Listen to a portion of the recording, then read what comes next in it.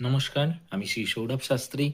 আজকে আবারও আপনাদের কাছে চলে এলাম একটি বিশেষ আলোচনা করবার জন্য, যে আলোচনার মাধ্যমে আপনাদের কিন্তু সার্বিক এবং আধ্যাত্মিক উন্নতি অনেকটাই হবে।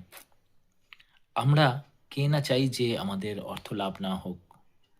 প্রত্যেকেই আমরা চাই মা লক্ষ্মীকে প্রসন্ন রাখতে। কিন্তু মা লক্ষ্মীকে প্রসন্ন রাখতে হলে বৃহস্পতিবার আমরা যে পুজো করি, তার সঙ্গে সঙ্গে শুক্রবারও অবশ্যই মা লক্ষ্মীর পুজো আপনাদের সবাইকে করতে হবে। এই মা লক্ষ্মী পুজো করার বিশেষ কিছু বিধান, বিধি যদি আপনারা সঠিক নিষ্ঠাভাবে করেন, অবশ্যই আপনার শুক্র ভালো হবে এবং মা লক্ষ্মীর কৃপা আপনাদের ওপর বর্ষিত হবে। শুক্রবার দিনকে সবাই আপনারা সাদা জামা পরুন।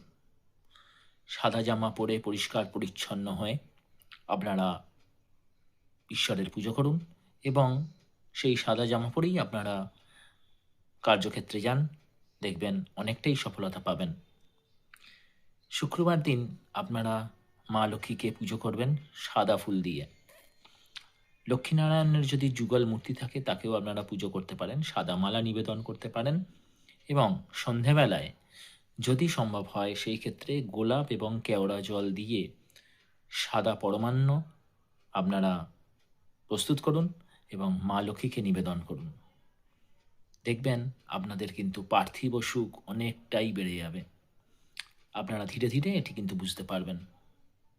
আর সেন্ট অবশ্যই মাখুন। আপনারা সবাই জানেন শুক্রবার পরিষ্কার পরিচ্ছন্নতার দিন, সাজার দিন, নিজেকে সুন্দর করে তোলার দিন।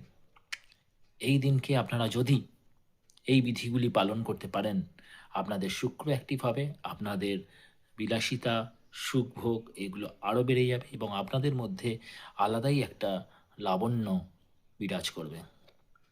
জয় মা তারা, জয় গুরু বামদেব। যদি ভিডিওটি ভালো লাগে অবশ্যই শেয়ার করে দেবেন।